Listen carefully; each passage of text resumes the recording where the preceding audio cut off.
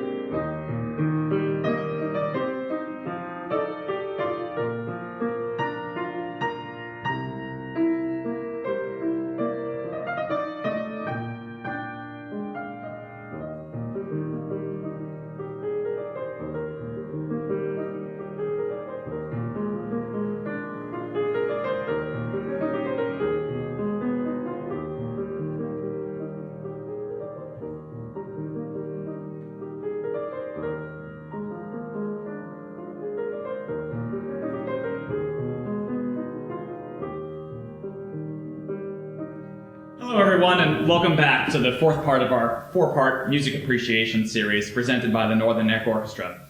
My name is Michael Repper, and I'm the music director of the Northern Neck Orchestra of Virginia, and I'm proud to be the host of this series. In our first two videos, we discussed the polyphony of Johann Sebastian Bach and the complexity with which different voices work together to create a fugue.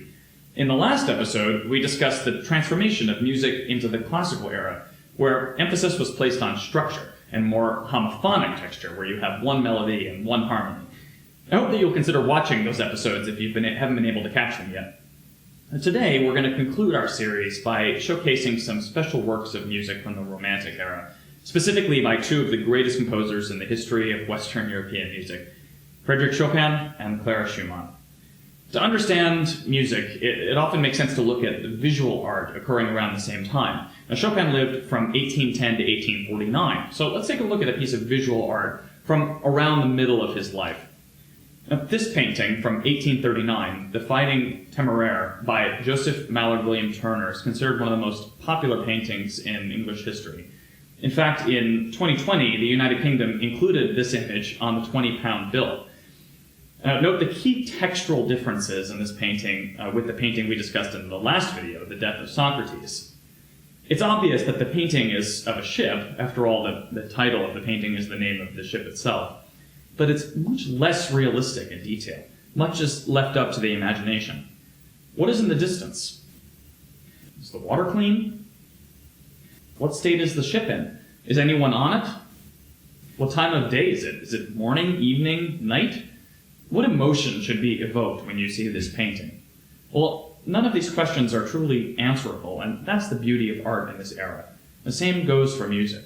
Composers were much more concerned about generating an emotion, developing very long melodies with big climax and very long phrases than they were necessarily with sticking to a specific form.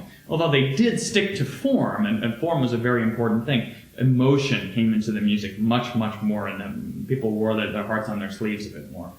Now, I'm going to play a prelude for you, written by Chopin in the same year as that Turner painting. This is the E minor prelude, number 4 from his Opus 28 collection of preludes. Now just close your eyes and imagine whatever you might imagine. This might be a feeling, could be a specific story from your past or present. It's a short piece, it's only about a minute long.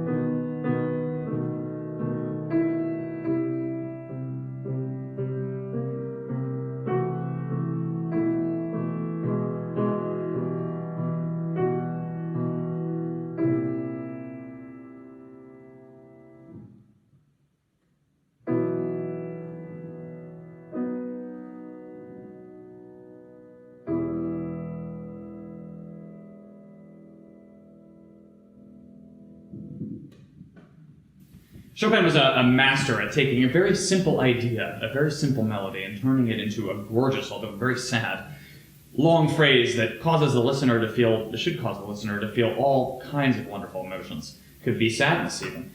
And believe it or not, the main musical idea behind that piece I played is very simple. It's just 5 notes. Listen to these 5 notes.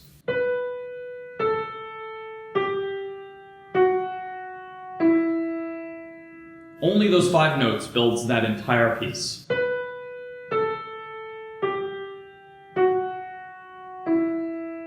Now, unlike in a fugue or a Mozart sonata, there's really not much more framework to those pieces than those 5 notes. In the same way that Turner left his ship vague in his painting, Chopin leaves the chosen emotion vague, up to the interpretation by the listener.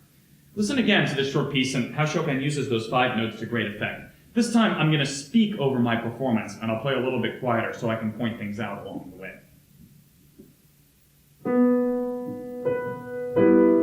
That's the first note. Stays on that note.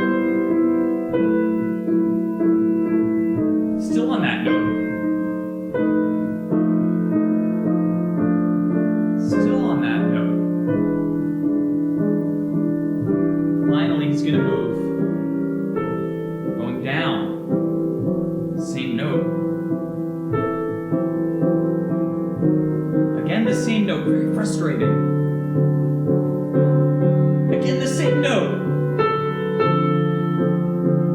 Going down.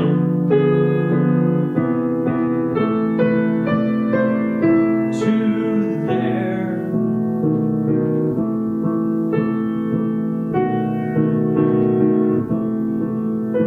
Now he chooses to start it again instead of finishing it. And we're back to where we started.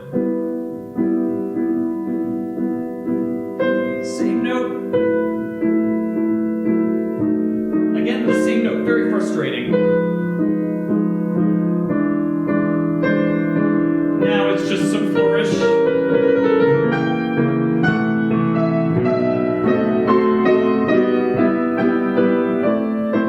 Back to where we left off. And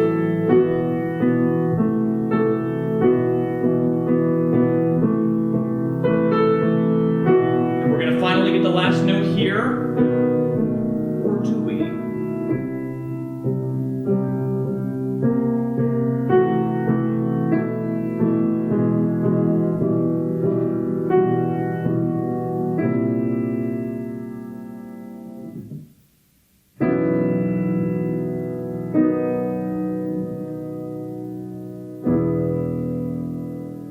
Might be difficult to hear, but the whole idea behind that piece is this. And you notice that when you finally get to the end of that phrase, you would expect, right? That's the chord you would expect. Well, when you finally get there, Chopin deceives us. He throws in what we call a deceptive cadence. We would expect this.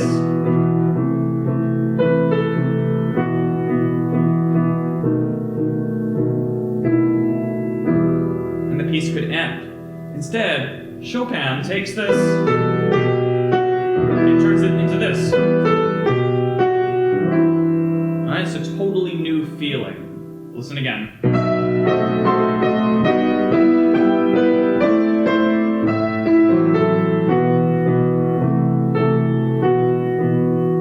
Just when we're begging for the note, we want it to finish finally, and he deceives us.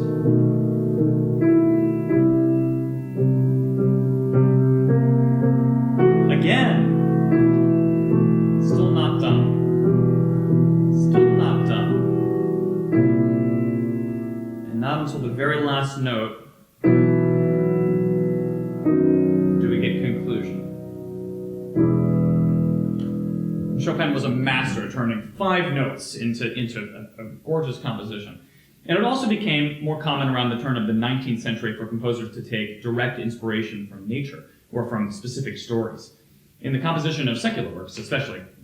Beethoven, for example, wrote his 6th Symphony, which is nicknamed the Pastoral Symphony, between 1802 and 1808, which is just before Chopin was born. And each of those movements, for example, had a very programmatic idea, programmatic titles such as Awakening of Cheerful Feelings on the Arrival in the Countryside, or Thunder, Storm, or Shepherd's Song.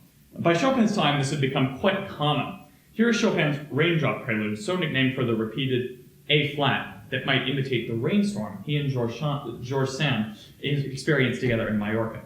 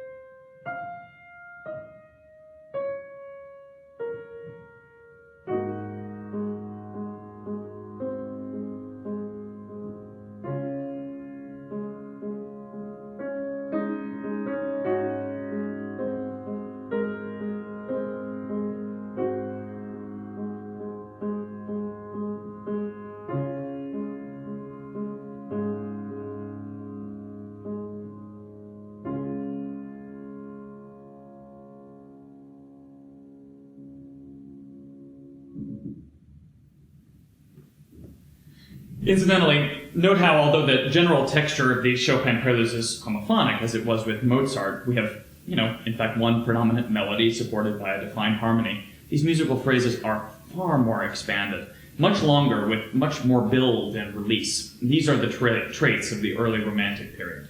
And the overall form structure of that prelude, with a melody at the beginning that is repeated, followed by a different section, and then a return to the original melody, is really fundamentally no different than most popular tunes today. A popular tune today might have two verses, a bridge, which is different, and then a third verse, which is a similar structure. Fundamentally, it's the same. Might be shorter, might be longer, but it's the same. Now, as a special treat to conclude this video and this mini lecture series, I would like to present one final musical performance by one of my favorite composers, who is also tragically underrepresented and underperformed. I'm talking of Clara Schumann.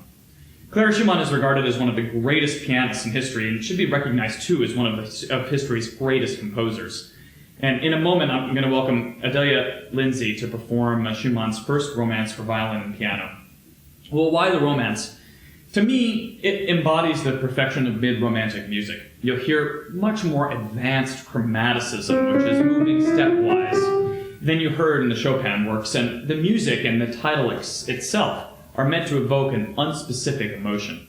Romance could mean something different to you, as it does to me, or to Adelya, or even to Clara Schumann, though she did sneak in some Easter eggs into this tune, such as a not-so-subtle musical quote of her husband Robert's violin sonata. I would encourage you to just sit back, close your eyes, and listen. Allow the music to take you wherever it takes you. This upcoming performance will conclude our series, and I'm so glad to have had this opportunity to spend time with all of you. If you enjoyed the series, please consider making a donation to the Northern Neck Orchestra of Virginia through the links below. Such donations go a long way to ensuring the health of our organization. And now, to perform Clara Schumann's first romance for violin and piano, please welcome back Adelya Lindsay.